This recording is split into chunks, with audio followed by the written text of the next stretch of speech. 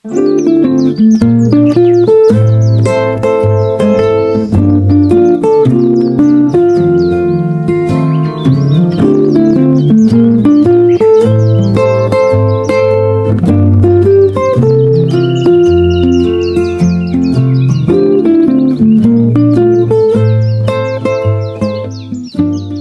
good day, another good vibes. Welcome back to my channel.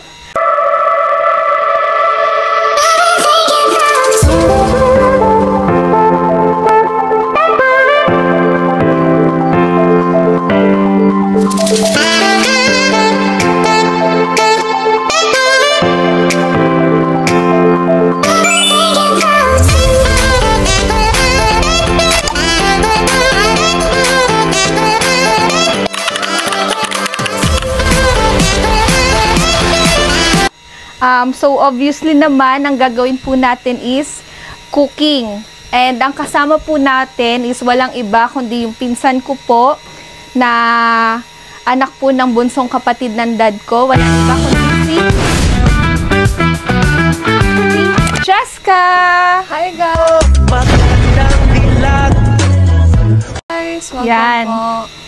So anong gagawin natin today? So we're going to create paella, which is cuisine that is made in our family po. Yan, seafood paella. Yan po yung favorite dish ng family namin.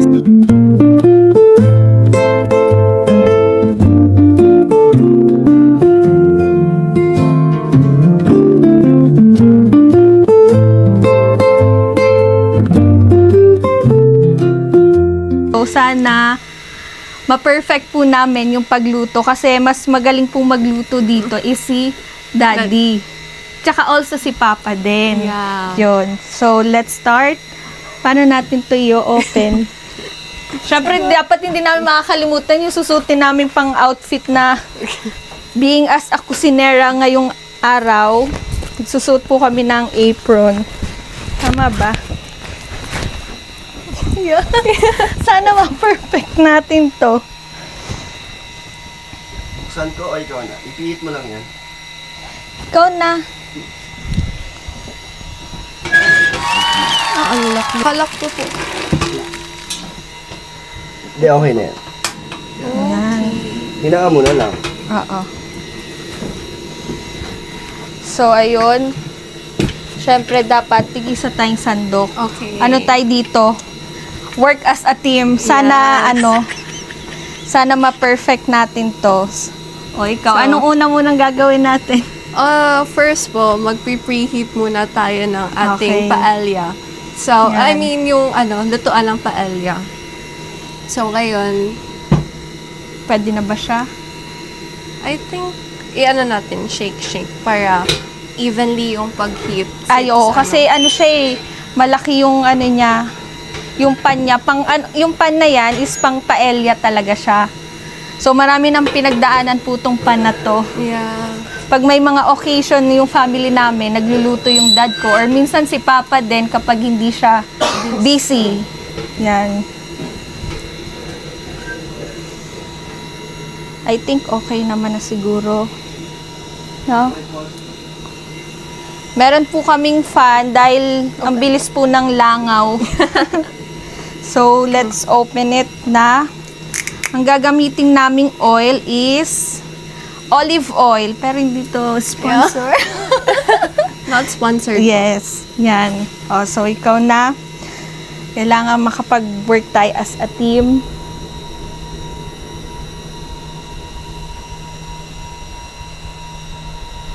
Yan. Careful lang ha. Kasi baka mababa yung natin. Yan. Parang feeling ko tatalsik siya. Pero Sana kaya wag yan. naman. Una is etong shrimp. So, dahan-dahan. Ay! Wala! Ano yan? Part siya ng cooking. Para hindi ka gagaling kapag hindi ka natatalsikan ng mantika. Yes. Ganun daw yun. Normal siya. So, mabilis lang yung neto, yung luto neto. Kasi, Ang hipon kasi, kapag na-overcook siya, tumitigas siya. Ganun yung ano niya. Yan. So, pwede na to kasi maluluto din to pag ano. Parang ano lang siya, Maluluto din siya later. later. So, yan. So, next is yung chicken na. Yung squid, kahit mamaya na siya dun sa ano. Yeah. Nandito ang place. Yung mussel. Later na lang. Later na lang din siya. So, yan. Next, ito. Isa-isahin mo na lang siya nitong to. Okay. Yan. So, naluto na po natin yung shrimp. So, iset aside muna po natin. Next is chicken. Tumatalsik talaga siya. Pero ang bango ng olive oil. Kaya mo yan.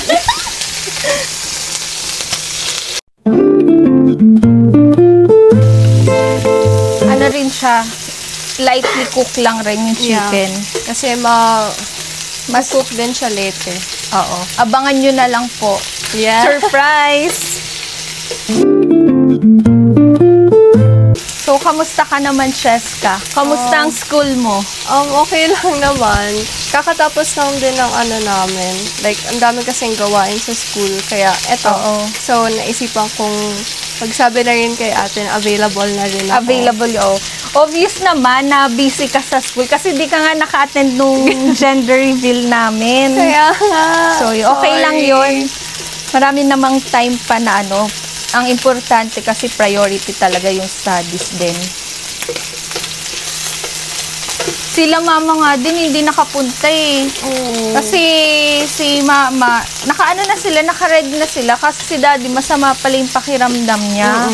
Si daddy yung magdadrive. Si Papa nga lang, sabi nga ni Papa, si Papa nakahabol lang sumunod, siya. nakahabol si Papa. May session kasi sila nga. Oo.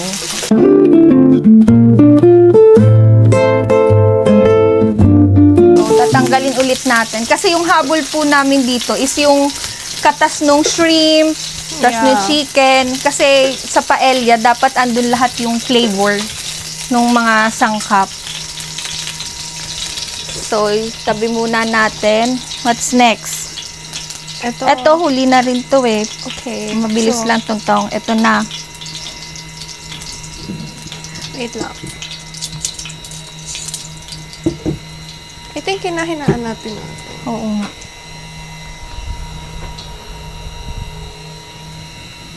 Yan. Parang yung mga, ano natin, no? Mga nanonood, gutom na. Yan. So, onion, next. White onions.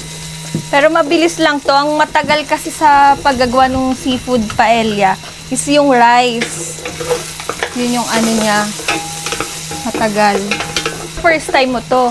Yeah. Ako din, actually, first time ko din. Pero lagi ko kasing pinapanood si Daddy pag nagkukook ng seafood paella. So, parang ano na rin, familiar na ako kung paano siya lutuin.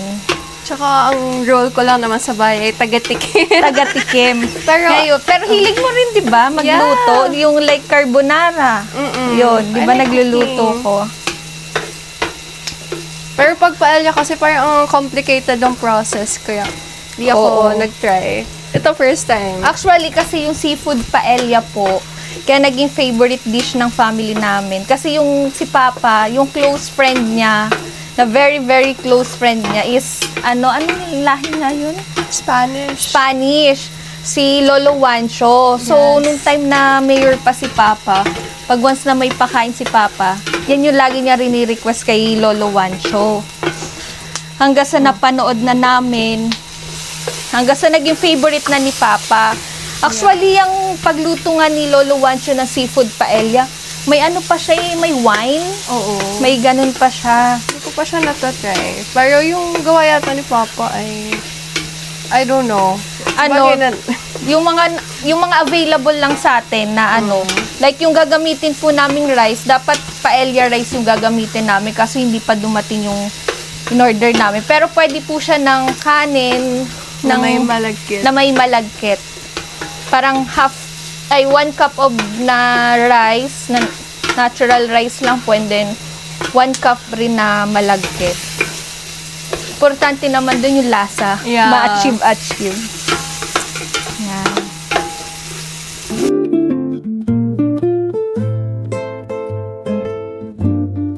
So, ang ano lang naman dito ay goal. Mas parang every part of the paella, meron siyang lasa nung lahat ng ingredients. Kaya, Oo. sinespread out natin siya masyado. Yun din yung ano niya eh. Excited na ako. Nagugutom na ako. And later, habang niluluto niyo pa siya, though I'm getting ahead na, kailangan lagi niyo siyang inaano, like evenly ma-spread yung init sa ilalim para hindi siya... Pantay din yung ano niya. Pantay yung luto niya. So, yun. Next is, lalagyan na natin siya ng thyme. Pang ano lang siya, dagdag siya ng pang aroma sa pagkain. So, yun, sakto lang. Then, also the basil. Ito lang din.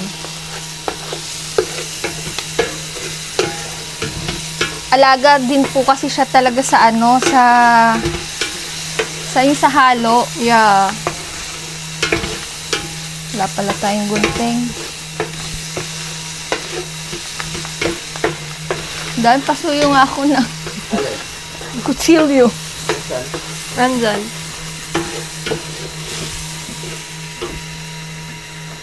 Oh, mag-hello ka sa ano natin, sa vlog namin. Meeting lang kami ni Ryan. First time niyo rin tong matitikman, no?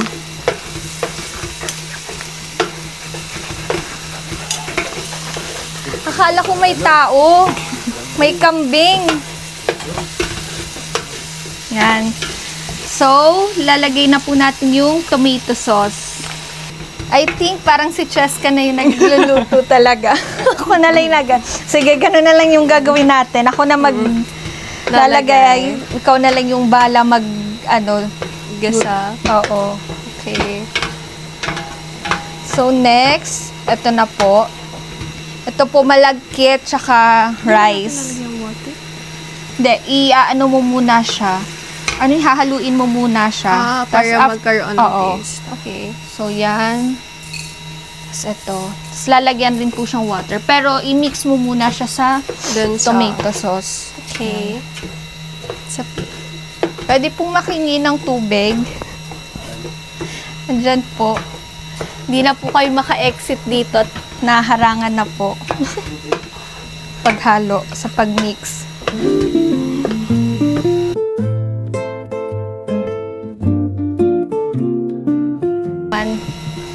Magkaroon ng parang burnt sa ilalim, which is Yan. the signature ng paella. Paella.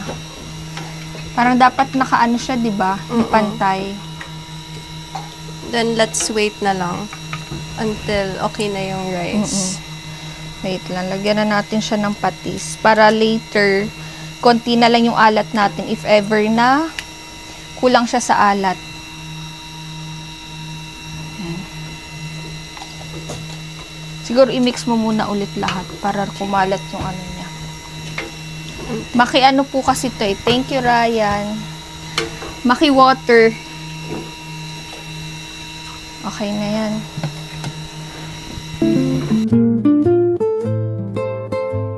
We're going to wait muna para maluto na sila. Yes. Then, ito po, later na po, kasi mabilis lang yung mussel, yung tahong na maluto.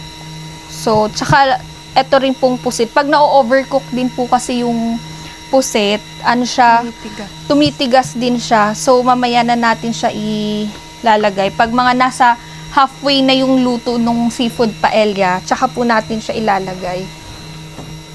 And also the chicken. Okay na. Yan. Pero yung chicken pwede na rin no, para mas maluto siya. Pwede naman. Sabay na natin. So, ilagay mo na lang rin yung chicken. Yung Patong. di ba yung ano niya? Okay. Pabilog. Yan. Parang sarap yan. Na-excite na ako. Yan. Yan po yung favorite dish ng family namin. Kasi parang may rice na instant, may ano pa siya, ulam na. Isang lutuan Isang na lang. lutuan na lang siya. Yan. Tapos lagyan po natin ng turmeric na lang sa ibabaw. Pang-add po siya ng flavor. And color. Color, oo. Tama. Pag nagluluto po kami ng food, mahilig po talaga kami sa side namin ng ano, yung very presentable talaga siya. Ito nga po si Cheska ang gumawa po nito. Ang cute, 'di ba? Pag-prepare lang namin, ganito na yung tahong. Ang sarap kasi po pag nakikita yung food na napaka-ano siya, presentable tignan. Yan. So, yun po. Yung foil pala.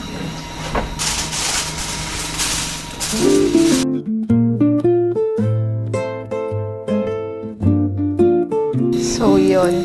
Hintayin lang po natin ng mga ilang minutes. Mga 20 to 30. Okay, yun. Para maluto po siya. And then, pag nasa halfway na po yung seafood paella namin, ilalagay na po namin tong tahong, and then also the pusit, and shrimp. And then, may toppings po kami ng egg. Tapos, ang mas nakakatawa pa po dito, pag grocery ko po sa SM, akala ko po lemon. Tapos, yung pag-slice ko, ano pala siya? Pears. Peras pala po. So, yun. Pero dapat po kasi sa paella may lemon. Eh, meron naman tanim po dito ng kalamansi. So, syempre, bilang madiscarding mommy, kailangan namin ng medyo maasim-asim yung ano, yung kalamansi na lang po yung iga-garnish namin. Ayan po. Yan yung mga ilalagay na lang namin pang toppings. And also the green peas. Yun po. And then, the bell pepper. Yan. Dapat nga may red pa nito eh. Oo. Kaso, wala sa SM. So, ito na lang. Green na lang. Green na lang muna. Pero maganda sana po, may red bell pepper din siya. Yung color niya, pang-attract din siya. So, yun lang po. Hintayin lang po natin.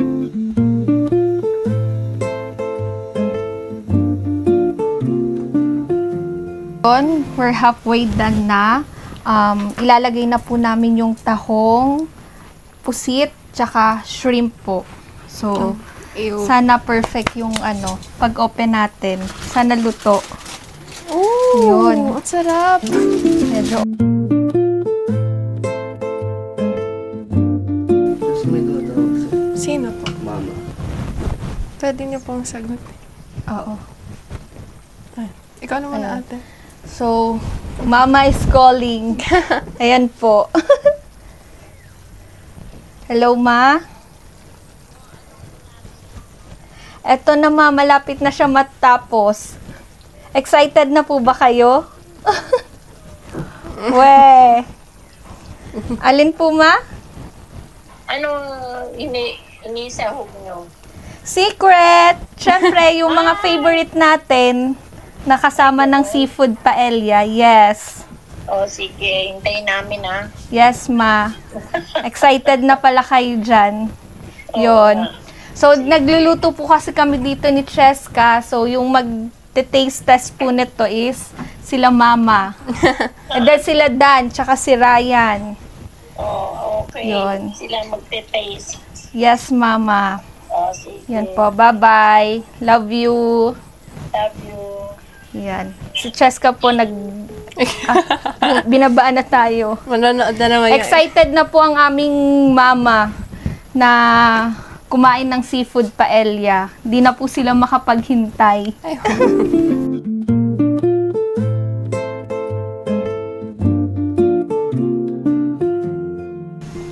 ito po talaga, oh.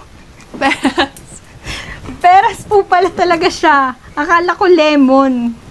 Siguro kakamadali. Tsaka preggy. Yes. Ano yung?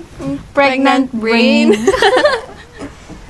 Tas, and also, may fail din po kami kasi yung pinaluto ko po kay Ate Cynthia, kakamadali po, hindi siya na-boil.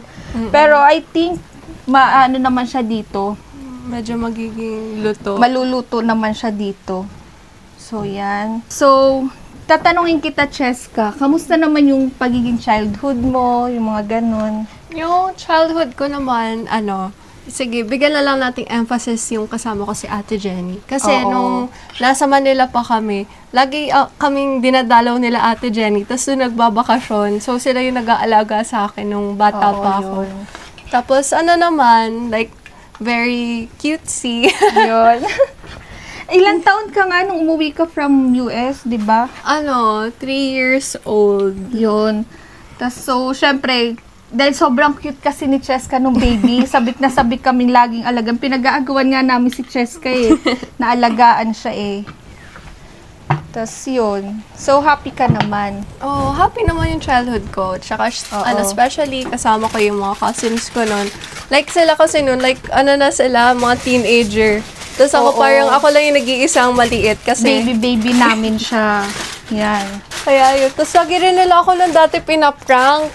Kagaya nung sa Play-Doh, sila nila ate.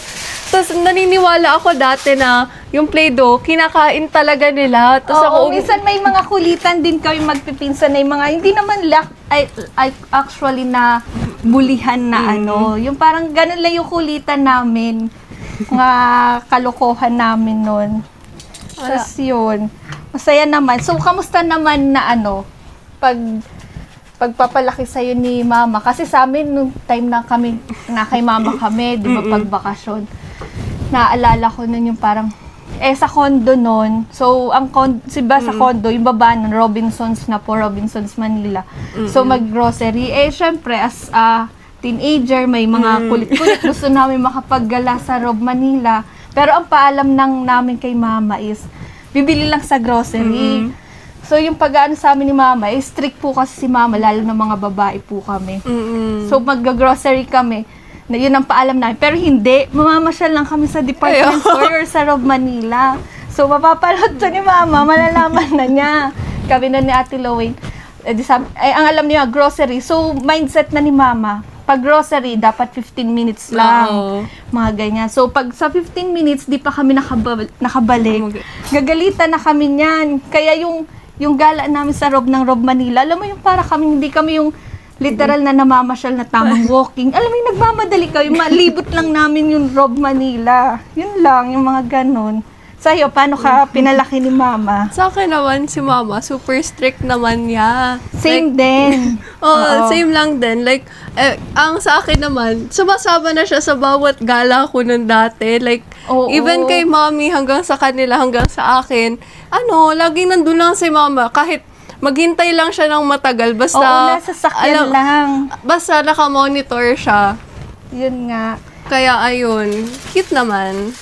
Pero at least maganda pa rin kasi yung, di ba, yung safety din natin, tsaka hindi rin tayo parang pinalaki na kung saan-saan na lang tayo napapadpad. Kahit papano, may takot pa rin tayo. Tsaka, na-realize ko rin naman na okay din siya. Kasi sabi ko kung hindi ako pinalaking ganun, sabi ko, ano na kaya ako mo, di ba? Like, siguro magtitake ka ng mga risk na malay mo makakasama pala sa'yo. Oo, yung mga ganong bagay. Kaya, goods din na ganun yung pagpapalaki nila Mama at Papa din nun. Yung time na yun. At saka pala si Mommy, halos kasing age na lang din, parang barkada. Yun nga, parang ang cool kasi rin ni Tita Pichi. Kahit sa Baguio nun. Di ba pag bakasyon namin, so may summer class si Tita Peach nun. Tapos, pag ihahatid namin yan si Mami mo sa school, naghihintay lang kami sa parking lot. Kung ano yung pagpapalaki sa akin, ay ni Mama kay Tita Pichi, ganun rin yung naabutan namin kay Mama hanggang until now sa'yo. Pag may event, di ba, sa school, nasa parking lot lang si Mama, nag-i-stay lang doon. Ganun rin siya kay Tita Peach noon. Kaya gusto niya, kasi si Mama, not in a negative way, pero gusto niya palaging lumalabas ng bahay. Oo. Pero si mama kasi hindi naman siya yung strict na kaya ka binabantayan dahil ganito. Parang naiinip rin kasi siya sa bahay. Tsaka yun na kasi talaga yung routine niya since kay Tita Pichi na kasama niyang lumalabas talaga. Talagang ano po, mahilig pong gumala-gala ang aming mama. Ganong way. Kaya ang ano na lang, ang funny. Kasi hanggang ngayon, si mama nanonood pa rin yung K-drama. Like, ano yan? Oo, may pagka-cool naman si mama na mga ganyan. Pero yung pagiging cool niya is may limit din na parang hindi porket cool siya, yung aabusuhin mo na, yung mga ganong bagay. Tulad ngayon, alam naman niyang magluluto kami, tumawag na si Mama, saan na kayo? Tapos na ba yan? Kasi excited na siya, matikman yung luto namin. Yun. So, ano kaya to? Sige, Luto na check kaya natin to? ulit. So, ngayon, parang after mga 10 minutes, ito, i-open na natin siya para medyo mawala na yung water since parang Luto naman na siya. tsaka So, parang nagmo-moisten up lang siya. Ayan. So, ito. Wow! Yan. Ang bango. Ang bango. So, ano na natin, sprinkle na natin yung green Green peas peas. para maluto din siya.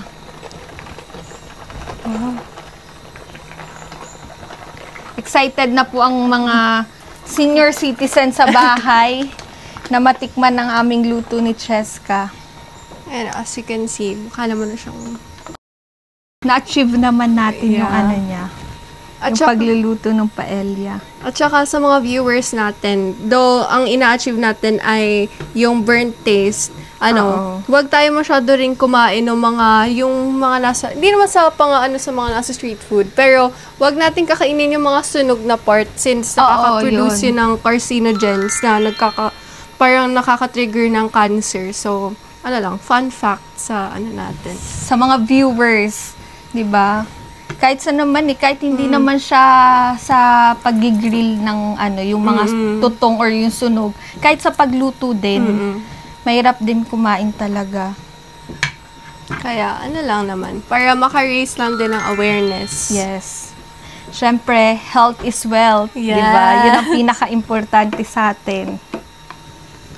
Tsaka kumbaga, anong tawag doon, yung gasino lang naman na sundin natin yung mga ganong bagay na wag tayo maging pasaway pagdating sa health natin. Kasi tayo rin yung magri-risk kapag ginawa natin yung mga ganon na tsaka magastos, magpapa-hospital pa tayo, di ba? Pag once na nagkasakit tayo.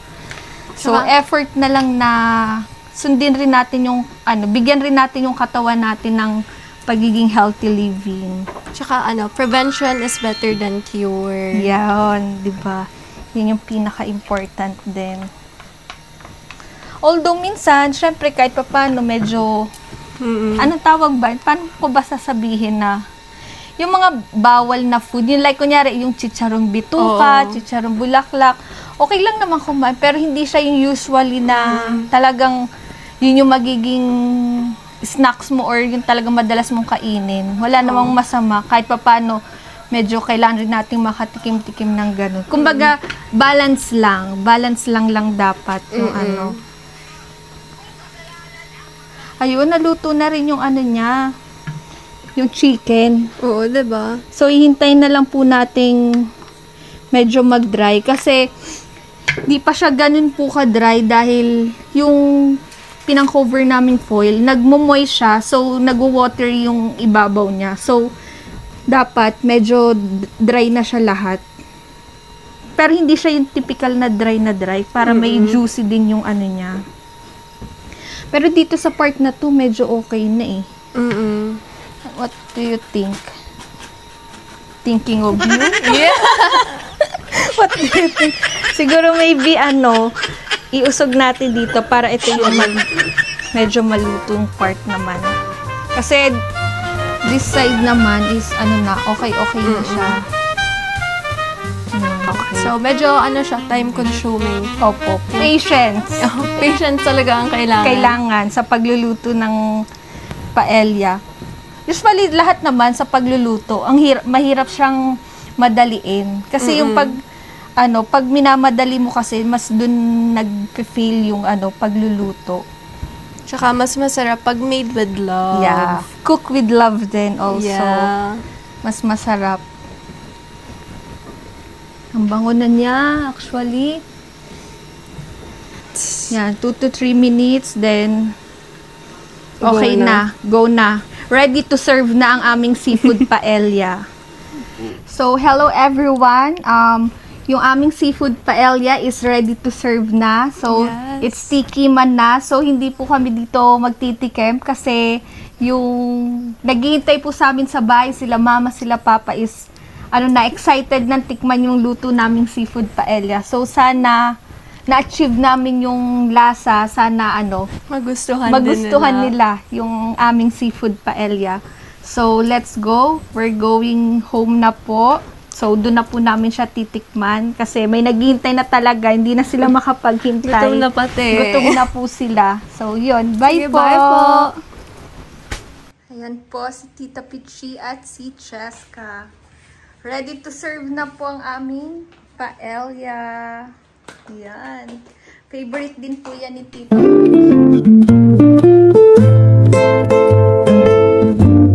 Kumain ka na muna. Kaya na, Dad. Magmamadali na rin. Kaya hindi mo gaano ka na ng pagkain. Ano ka dito? Baka magkakain ka Ay, hindi na kahit na lang.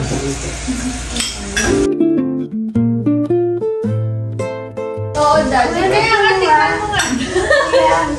Tikman mo nga. Di naman na yata masama Say wow. sa first time.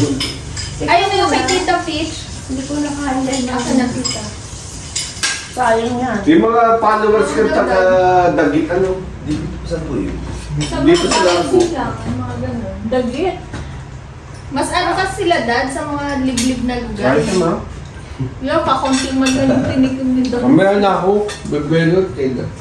Gusto mo ba? Gusto niya pag wala ng tao. Bubuelo. Siya ang solo.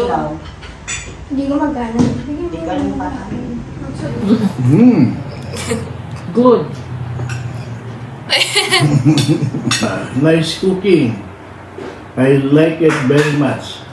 I hope you cook again.